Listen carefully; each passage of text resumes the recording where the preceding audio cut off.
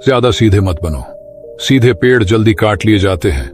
आज की कहानी के माध्यम से आपको कुछ ऐसे तरीके पता चलेंगे जिनसे आप धोखा खाने से खुद को बचा सकते हैं। भावनात्मक रूप से कमजोर आदमी का लोग हमेशा फायदा उठाते रहते हैं।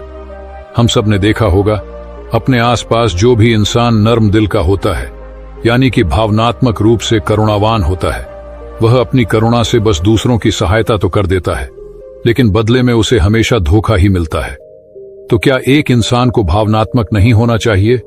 क्या उसे दूसरों पर भरोसा नहीं करना चाहिए? दूसरों की सहायता नहीं करनी चाहिए? क्या करुणावान और संवेदनशील होना गुनाह है? कोई गलती है? पाया तो यह जाता है कि कोई संवेदनशील आदमी दिल का अच्छा होता है, दूसरों की सहायता करता है, दूसरों का ख्याल रखता है, दूसरों से प्रेम करता है। प्रेम भी तो एक संवेदना ही है, वह भी तो एक भावना का रूप है। तो क्या प्रेम करना भी गलत हो जाता है? और यह तो आप सबको पता होगा कि प्रेम तो आध्यात्मिक साधना का एक बहुत महत्वपूर्ण कदम है। तो किस प्रकार एक इंसान समाज में संवेदनशील, करुणावान और दयालु, यानी कि एक अच्छा आदमी बनकर रह सकता है, ताकि लोग उसका फायदा भी ना उठा पाए और वह अपने मन की अच्छाई, अपने मन की कोमलता, करुणा सब कुछ बरकरार भी रख सके। एक बार एक युवा लड़का जंगल के पेड़ों पर मुक्के मार रहा था। वह बड़े जोर जोर से मुक्के मार रहा था। वह अपने मन का गुस्सा निकालने की कोशिश कर रहा था। शायद उसको किसी ने धोखा दिया था या फिर उसके साथ बहुत बुरा हुआ था, जिससे वह बहुत ज्यादा परेशान था। उसे कहीं भी शांति नहीं मिल रही थी। वह लगातार उस पेड़ पर मुक्का मार रहा था, जिससे उसकी उंगलियां लहूलुहान हो चुकी थी। उसी जंगल में एक शीतल पानी का झरना था। वहां पर एक भिक्षु रोज संध्या समय स्नान करने आया करते थे। यह उनका नित्य का नियम था। आज जब वह भिक्षु इस रास्ते से स्नान करने के लिए उस जंगल में आया, तो उसने उस लड़के की हालत देखी। वह जोर जोर से चीख रहा था, रो रहा था और लगातार मुक्के मारे जा रहा था। उस लड़के के आसपास कोई मौजूद नहीं था। इससे उस भिक्षु को उस युवक की चिंता होने लगी।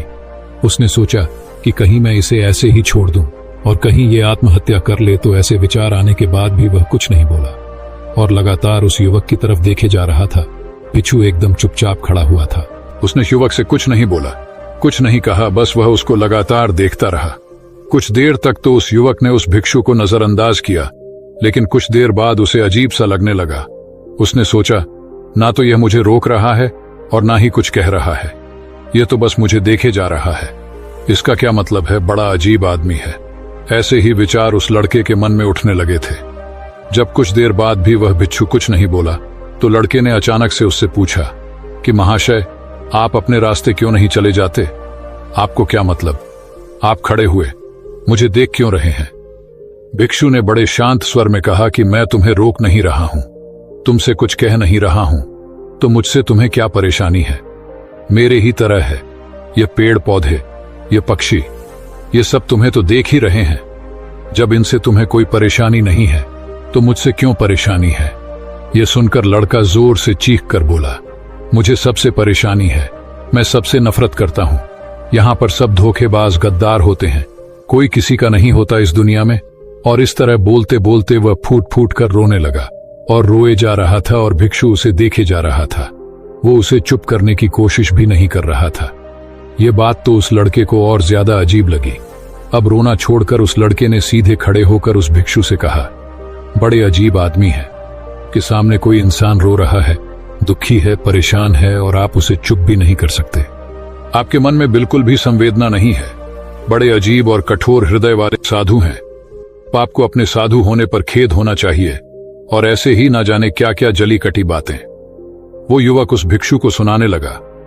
कुछ देर बाद जब युवक की सारी भड़ास निकल चुकी थी, तब भिक्षु ने बड़े ही शांत स्वर में कहा कि आज मैं तुम्हें कंधा दे सकता हूं, तुम्हारे आंसू पोंछ सकता हूं, लेकिन इससे तुम्हारी समस्या का समाधान नहीं होगा। कुछ देर के लिए तुम्हारा मन बहल जाएगा, बस उसके बाद वही जिंदगी, वही लोग जो तुम्हें आज कंधा देने के लिए भी तुम्हारे पास नहीं है। फिर से तुम उसी जिंदगी में लौट जाओगे। कोई तुम्हें धोखा देगा, कोई तुम्हारा फायदा उठाएगा और तुम अपने मन को ऐसे ही तकलीफ पहुंचाते रहोगे। तो आंसू पोंछने की बजाय तुम्हें मुझसे कुछ ज्ञान की बातें लेना चाहिए, जिससे तुम्हें जीवन में कोई भी धोखा ना दे सके, तुम्हारी अच्छाई का कोई भी फायदा ना उठा सके। याद रखना, आंसू पोंछने वाले तो तुम्हें बहुत मिल जाएंगे, लेकिन ज्ञान और सही समझ देने वाला कभी कभी कोई इंसान मिलता है। भिक्षु ने उसे बताया कि मैं पास ही के झरने में स्नान करने के लिए जा रहा हूं। बड़ा ही शीतल पानी है वहां का। अगर तुम चाहो तो तुम भी मेरे साथ चल सकते हो। यहां पर अकेले परेशान होने से अच्छा है कि तुम झरने की शीतल पानी में स्नान करो, जिससे तुम्हारा दिमाग, मन, मस्तिष्क और तुम्हारा शरीर सब कुछ पवित्र हो जाएगा। यह सुनकर वो लड़का उस भिक्षु के पीछे पीछे चलने लगा। जंगल के बीचों बीच रास्ता झरने की तरफ जाता था। जंगल में सन्नाटा छाया हुआ था। उनके पैरों तले सूखे पत्तों की चरमराने की आवाज पूरे जंगल में गूंज रही थी। आज पूर्णिमा की रात थी और आसमान में चांद अपनी उजली रोशनी उस जंगल में फेंक रहा था। उस रोशनी में दोनों उस झरने की तरफ बढ़ते चले जा रहे थे। रास्ते में चलते चलते उस युवक ने उस भिक्षु से कहा कि महात्मन, आपकी जिंदगी मस्त है। आपको किसी चीज की कोई परेशानी नहीं है। आपको पता है कि दुनिया में कैसे कैसे लोग बसते हैं, कितने धोखेबाज, कितने मक्कार, और सबसे बड़ी बात, अपने लोग ही धोखा देते हैं जिनसे हम प्रेम करते हैं, जिनको हम अपना मानते हैं। जब उन्हीं से धोखा मिलता है तो कैसा महसूस होता है। कभी कभी तो ऐसे लगता है कि भोले और दयालु लोगों के लिए यह दुनिया नहीं बनी है, ये धोखेबाजों के लिए है, मक्कारों के लिए है। वही यहाँ पर फलते फूलते हैं, वही आनंद से जीते हैं। और हमारे जैसे लोग जो दूसरों की सहायता करते हैं, दूसरों को अपना मानते हैं, वह हमेशा जीवन भर दुख में रहते हैं। यही जीवन की सत्यता है और यही संसार है जिसमें हमें रोज घुट घुट कर मरना पड़ता है। आपने सही किया, ऐसे जिंदगी को त्याग दिया, पीछे छोड़ दिया। अब बस अपने में मस्त, किसी से कोई परेशानी नहीं है, किसी की कोई चिंता नहीं है। मैं भी सोचता हूं कि मैं भी संन्यास ले लूं, छोड़ दूं इस दुनिया को। यह सुनकर उस भिक्षु ने कहा कि तुम्हें क्या लगता है, सन्यासी जीवन बहुत आसान होता है। भिक्षु ने बड़े शांत स्वर में कहा कि तुम्हें तो 2 वक्त की रोटी तो शांति से मिल जाती है, हमें तो कभी कभी वह भी नसीब नहीं होती। अगर भिक्षा मिल जाती है तो हम खा लेते हैं, वरना हमें तो भूखा ही सोना पड़ता है। यही सन्यासी जीवन है। हमें हमेशा नीचे सोना पड़ता है, सिर्फ एक लंगोट में रहना पड़ता है, चाहे कैसा भी मौसम क्यों ना हो। तो ये सब तुम्हें आसान लगता है तो तुम भी सन्यासी बन जाओ। युवक ने कहा कि आप कहते तो ठीक ही हैं, संघर्ष तो दोनों तरफ है, सांसारिक जीवन में भी और सन्यासी जीवन में भी। वैसे सांसारिक जीवन भी अच्छा है, लेकिन तब तक जब तक घर परिवार में सुख शांति बनी रहे, धोखा ना मिले, हमारे लोग हमारा फायदा ना उठाएं, हमसे झूठ ना बोले, हमें धोखा ना दे, तब तो जीवन जीने का आनंद होता है, वरना तो जीवन नर्क हो जाता है। भिक्षु ने कहा, देखो, सन्यास अपने मन से लिया जाता है। जब हमारा मन कहता है कि हमें सन्यास के मार्ग पर सफलता हासिल करनी है, आगे बढ़ना है, तो ही सन्यासी जीवन सफल हो पाता है। लेकिन तुम अपने घर से परेशान होकर, दूसरे लोगों से परेशान होकर सन्यासी बनना चाहते हो, तो तुम्हारा सन्यासी जीवन भी कभी सफल नहीं होगा। इससे अच्छा तो तुम सांसारिक जीवन में अगर कुछ तरीके, कुछ नियम अपनाओ, तो दूसरे लोग तुम्हें धोखा नहीं दे पाएंगे। सबसे पहले तो यह समझो कि धोखा उन्हें ही मिलता है जो भावनात्मक रूप से कमजोर होते हैं, जिनका दिल जल्दी पिघल जाता है, जो दूसरों को दुख में नहीं देख पाते। ऐसे लोगों के साथ धोखे होने की संभावना ज्यादा होती है, क्योंकि कोई भी आदमी अपनी परेशानी बताकर, अपने को दुख में बताकर तुम्हारा फायदा उठा सकता है। क्या पता वह झूठ बोल रहा हो, वह दुखी होने का अभिनय कर रहा हो, लेकिन आपको तो सच ही लगेगा। और उसके बाद कुछ समय बाद आपको पता चलता है कि आपके साथ धोखा हो गया। उसके बाद आपका मन अंदर से टूट जाता है। इसीलिए सबसे पहली बात ध्यान रखना कि किसी भी व्यक्ति को यह एहसास मत होने दो कि तुम भावनात्मक रूप से कमजोर हो, अंदर से तुम्हारा दिल नर्म है। अगर उन्हें आपकी यह कमजोरी पता चल गई तो वह कोई ना कोई जाल रचकर आपका फायदा उठाने की जरूर कोशिश करेंगे। चाहे आप अंदर से संवेदनशील हो, दूसरों की मदद करने वाले हो, लेकिन किसी को एहसास मत होने दो, ऊपर से कठोर बने रहो। जब लोगों को लगेगा कि इससे कुछ बोलने का फायदा ही नहीं है, ये आदमी कठोर है, नहीं पिघलेगा, तो खुद ब खुद वो लोग जो झूठे हैं, जो मक्कार हैं, वो आपके पास आएंगे ही नहीं। वो उन्हें चुनेंगे जो उनके आसान शिकार होंगे। दूसरी बात समझने की यह होती है कि हम बहुत जल्दी दूसरों पर विश्वास कर लेते हैं, और हमारी जल्दी विश्वास करने की आदत ही हमें हानि पहुंचाती है। 2 दिन तुम्हें किसी से मिले हुए नहीं होते हैं और तुम एक दूसरे के हो जाते हो, एक दूसरे पर पूरा भरोसा करने लग जाते हो, और यह भरोसा तीसरे दिन टूट जाता है और फिर तुम्हें धोखा मिलता है और फिर तुम परेशान होते हो। इसीलिए समय दो, किसी भी चीज को किसी भी रिश्ते को आगे बढ़ाने के लिए समय की जरूरत होती है।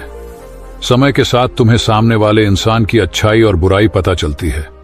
तब तुम्हें पूर्ण रूप से पता चलता है कि इंसान वास्तव में कैसा है, अच्छा है या बुरा है, और वह कुछ समय देने के बाद ही होता है। इसीलिए जल्दी किसी पर विश्वास मत करो। अगली पहचान या अगला तरीका समझने के लिए तुम्हें ऐसे लोगों को समझना होगा जो दूसरों की चापलूसी करते रहते हैं। कुछ लोगों की आदत होती है चापलूसी करने की। आपके सामने आपकी बड़ाई करेंगे, आपके बारे में अच्छा अच्छा बोलेंगे, और आपको लगेगा कि यह इंसान कितने अच्छे हैं, मेरे से कितना प्यार करते हैं। लेकिन वास्तव में उनकी वह चापलूसी एक जाल होती है, ताकि वह आपका दिल जीत सके।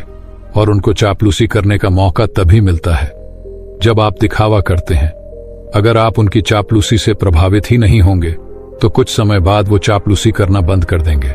इसीलिए किसी के सामने दिखावा मत करो, वरना आप तो आकर्षण के केंद्र बन जाते हो। लोगों को लगता है कि शायद इसके पास बहुत ज्यादा धन संपदा है, इसीलिए इतना दिखावा कर रहा है, और इसी वजह से जो लोग आपका फायदा उठाना चाहेंगे वो आपके करीब आने की कोशिश करेंगे, आपकी चापलूसी करने की कोशिश करेंगे। अगला नियम बताते हुए भिक्षु ने झरने की तरफ इशारा किया। वो झरने के पास पहुंच चुके थे। युवक को भी एहसास हो चुका था, क्योंकि वहां पर ठंडी ठंडी हवा चल रही थी। ढलान की तरफ जाते हुए भिक्षु ने कहा कि सांसारिक जीवन में एक बात समझने की यह होती है कि हम जिसकी सहायता कर रहे हैं, चाहे किसी भी रूप में, धन से, शारीरिक रूप से, या जिस भी अवस्था में हम किसी की सहायता कर रहे हैं, तो हमें यह ख्याल रखना चाहिए कि सामने वाला वापस कभी भविष्य में हमारी सहायता करने योग्य है कि नहीं है। अगर किसी को पैसा उधार दे रहे हो तो यह समझो कि उसके पास आय का कोई साधन है कि नहीं है। कल भविष्य में वह तुम्हें वापस कर पाएगा कि नहीं कर पाएगा। अगर वह नहीं करेगा तो तुम्हें तकलीफ होगी, तुम्हें दुख होगा। ऐसे तो इंसान करुणा बस भिखारियों को भी भीख देता है, लेकिन वह गलत नहीं है, क्योंकि जो भी पैसा अपने सामने वाले को दिया है उससे आपके ऊपर कोई ज्यादा प्रभाव नहीं पड़ेगा। अगर वह आपको वापस भी नहीं लौटाएगा तो अगर किसी ऐसे इंसान को पैसा देना है जो कभी वापस नहीं लौटा पाएगा, तो उतना ही देना जिससे तुम्हारे ऊपर ज्यादा दबाव न बने।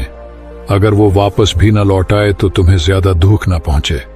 अब तक वो दोनों झरने पर पहुंच चुके थे। दोनों ने अपने कपड़े उतारे और उस झरने के शीतल पानी में कूद पड़े। पानी बहुत ठंडा था। उन दोनों की सारी थकान, सारी उदासी पल भर में ही दूर हो गई। स्नान कर लेने के बाद दोनों एक पेड़ के नीचे उस झरने के सामने बैठकर बातें करने लगे। भिक्षु ने उसे आगे समझाते हुए कहा कि शुरुआत में लोगों को नजरअंदाज करना सीखो। जब तुम किसी को शुरुआत में नजरअंदाज करते हो तो जो भी लोग किसी लालच की वजह से तुम्हारे पास प्रभावित हो रहे थे, उनकी छटनी हो जाएगी। जब तुम उनको नजरअंदाज करोगे तब को एक दो बार लोग तुम्हारे पास आने की कोशिश करेंगे। उसके बाद वो तुमसे दूरियां बना लेंगे।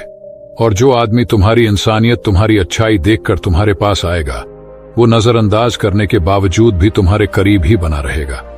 और यही तो एक सच्चे इंसान की पहचान होती है। जो हमारे अपने होते हैं उनसे हम लड़ भी लेते हैं, झगड़ भी लेते हैं, उसके बावजूद भी वो हमारी बातों का बुरा नहीं मानते हैं। चाहे थोड़े समय के लिए वह हमसे नाराज रहे, लेकिन कुछ समय बाद फिर से हम एक हो जाते हैं। और यही तो घर परिवार का मतलब होता है, यही तो अपनों का मतलब होता है। इसीलिए शुरुआत में अनजान लोगों को नजरअंदाज करना सीखो, इग्नोर करना सीखो, ताकि धोखेबाज, मक्कार लोग तुम्हारे करीब ही ना आ पाएं। अपने इस वार्तालाप को खत्म करते हुए भिक्षु ने अपनी आखिरी बात बताते हुए कहा कि ये आखिरी सीख सबसे ज्यादा महत्वपूर्ण है। सब कुछ होने के बाद भी तुम्हें धोखे मिल सकते हैं, लेकिन तुम अगर अपने आंख और कान और अपना दिमाग खोल कर रखते हो, अगर तुम होश में रहोगे, ध्यान करोगे, तो तुम्हें इंसान की आंखें देखते ही समझ में आ जाएगा कि उसे तुमसे क्या चाहिए। तुम उसकी इच्छा और उसका स्वभाव उसकी आंखों में ही पढ़ सकते हो। लोगों की आंखों में, उनकी वाणी में, उनके स्वभाव में उनका सब कुछ दिखाई देता है। बस हम ही अपनी आंखें मूंद कर रहते हैं। दूसरे लोगों से जानो, उसके रिश्तेदारों से जानो, उसके परिवार वालों से जानो कि वह इंसान कैसा है, दूसरों के साथ उसका व्यवहार कैसा है। उसकी पड़ताल करो। जब किसी पर विश्वास करो, ऐसे ही किसी पर विश्वास मत कर लेना। अपनी पूरी संतुष्टि करना। अगर तुम किसी के साथ लंबे समय तक भरोसा करना चाहते हो, किसी के साथ कोई संबंध बनाना चाहते हो, कोई दोस्ती करना चाहते हो या किसी की मदद करना चाहते हो, तो इन सभी परिस्थितियों में तुम्हें यह जरूर पता होना चाहिए कि दूसरे लोग उस इंसान के बारे में क्या सोच रखते हैं। इसके बाद तुम जीवन में कभी भी धोखा नहीं खाओगे और तुम्हें कभी भी धोखे की वजह से पछताना नहीं पड़ेगा। इसी तरह की बातें करते हुए भिक्षु और वो लड़का दोनों जंगल से बाहर आ गए, अपने अपने घर को चले गए। दोस्तों, कभी भी किसी पर भी भरोसा करने से पहले उसके बारे में अच्छे से समझो, जानो, समय दो, फिर भरोसा करो।